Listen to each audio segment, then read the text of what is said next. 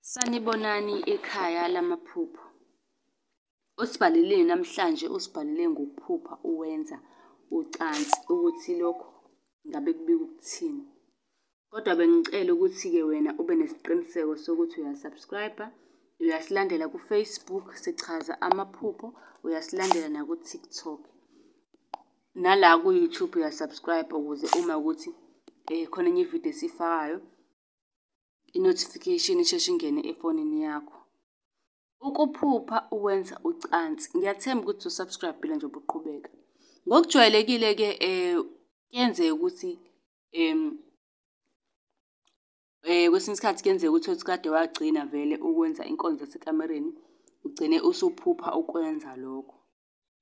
Iphupho nje lele elijwayelekile. Okunye-ke ukuphupha wenza ucansi kungabika ukuthi ulalwa yisilwane ngoba ngesikhathi esiningi kuthiwa uma wenza ucansi kusuke kuyisilwane leso olala naso.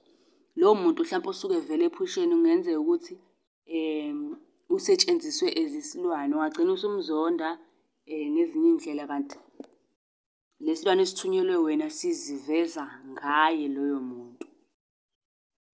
Uyabo? Iphupho kanjalo kusuke kumele uqaphele ngoba usuke ulalwa yiy'lwane. Ukulala yisilwane kuyasenza-ke isichitho kumuntu othandana naye, egcine nje engasakujabuleli ukuba nawe. Njengoba bengishilo ukuthi-ke uphupho wenza ucansi akubiki ukuthi unesilwane ngaso sonke isikhathi. Uyabo? Kwesinye isikhathi kuyenzeka-ke ugcine usuthola umsebenzi okanye uthola imali, unyukelwe isikhundla. Abanye kuyaye kuthiwa-ke kuyabika inhlahla ezayo eduzane. Yebo leyo nto. Ngesinye isikhathi-ke uphupha nomuntu ongamazi umbono omuhle, ukhumbule ukuthi-ke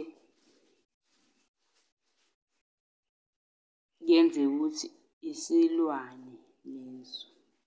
Kwesinye isikhathi-ke uma uwumuntu wesilisa uphupha wenza ucansi, kuyaye kuthiwa mhlampe uma uneminyaka ewu-12 kanje noma kuya phezulu kancane, kuthiwa usuke ukhula. Umuntu eyiphuphe kanti into eyenzeka ngempela kanti kusuke kuwukukhula. Njengoba ngisho ukuthi hhayi wonke amaphupho ocansi ukuthi asuke ebika isilwane, kuyahlukahlukana. Kwabanye kuyasho ukuthi kube yinhlahla, kwabanye kuyaba isilwane kwesinye isikhathi kuya ngokuthi uyakhula.